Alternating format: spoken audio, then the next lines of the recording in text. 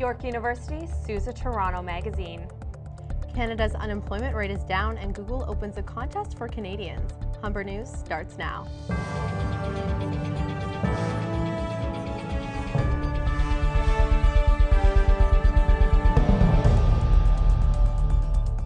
Hello, it's Friday, October 11th. Welcome to Humber News, coming to you from the Broadcast Center here at the North Campus. I'm Caroline Brown. Thanks for joining us. And I'm Raquel Collins. Ahead on our show, we'll have all your news, sports, and entertainment highlights, as well as your 5-day weather forecast. But first, Caroline has our top story. John Grayson and Tarek Lubani have issued a statement saying they flew out of Cairo at 9:40 a.m. local time. They are scheduled to land at Toronto's Pearson Airport at 7:25 p.m. The pair had been held in Egypt without charges since their arrest August 16th during violent anti-government rallies in Cairo. They were freed Sunday, but weren't allowed to leave the country until today. Feel a cold coming on? Pop some echinacea. Fatigued? Ginseng should perk you up. Herbal supplements are a billion-dollar industry, but it turns out there may be more in that bottle than you think. Sandra DeGrandes has this report. Healthy living is an important aspect for many people today. Not only are people exercising more, but some are also turning to herbal supplements for an extra boost.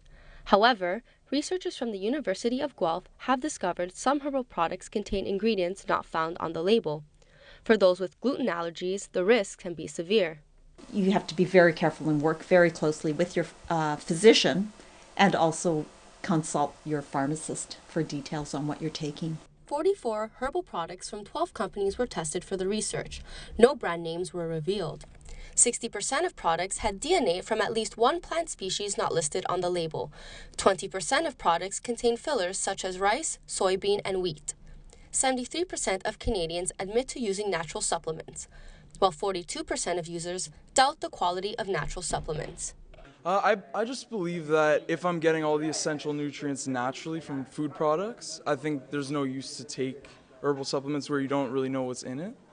So I personally prefer to just go all natural. Others take it to round out their diet. They increase your immune system and they increase your digestion as well when you take herbal supplements. So it helps me digest all the food I eat for bodybuilding, and it also increases my immune system so I don't get sick.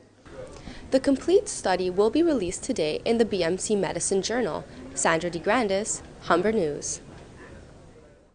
If you're looking to take the TTC this Thanksgiving weekend, make sure to plan ahead.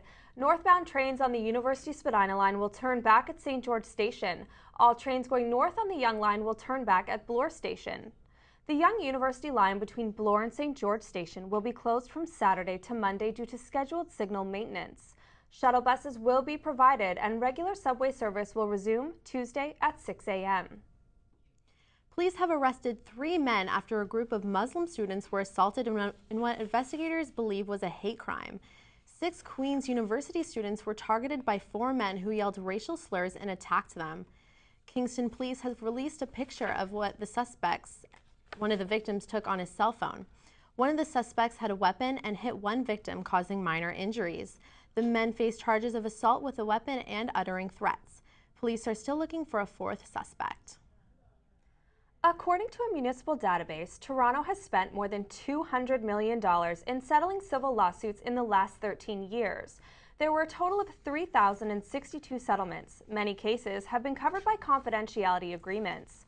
Almost 1 in 4 cases were related to road and sidewalk maintenance, costing more than $32 million. There were at least 256 police activity-related settlements worth more than $27 million. The figures were obtained by Torstar News Services. York University is suing Toronto Life magazine for libel. In an article in October's issue, Toronto Life called York University campus a hunting ground for sexual predators. The story, entitled Fortress York, was written by Catherine Laidlaw. Laidlaw's article documents a series of sexual assaults at York and covers the university's increasing security presence.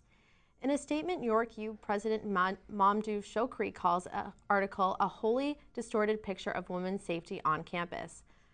However, some legal experts question if York, as a public institution, will be able to proceed with its libel claim or if the case will be dismissed.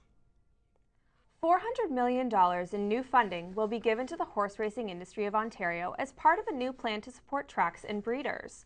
90% of the money will be split amongst 8 tracks, with most of it going towards horse racing purses. Premier Kathleen Wynne announced details of the plan at the Grand River Raceway in Elora today. The new funding is part of a restructuring plan that seeks to change leadership at the Ontario Racing Commission. The head of the ORC stepped down this week. Total funding from the province will reach around $1 billion over the next 5 years. A Toronto-based co-op is turning to the public for funding for an energy plant that runs on zoo poo. Zoo Share Biogas Cooperative is looking to build a $5.4 million biogas plant at the Toronto Zoo. The plant will convert 3,000 tons of animal waste into electricity annually. The company needs $2 million before starting construction. $755,000 has been raised already. The current tentative completion date of the project is December 2014. When we come back, we'll have more news from across the country and around the world. Erin Kenny will have the sports news, and we'll have your weather forecast with Tatiana Patterson. Don't put away your umbrellas just yet. This Thanksgiving weekend will bring both sunshine and rain. I'll have more with your 5-day weather forecast after the break.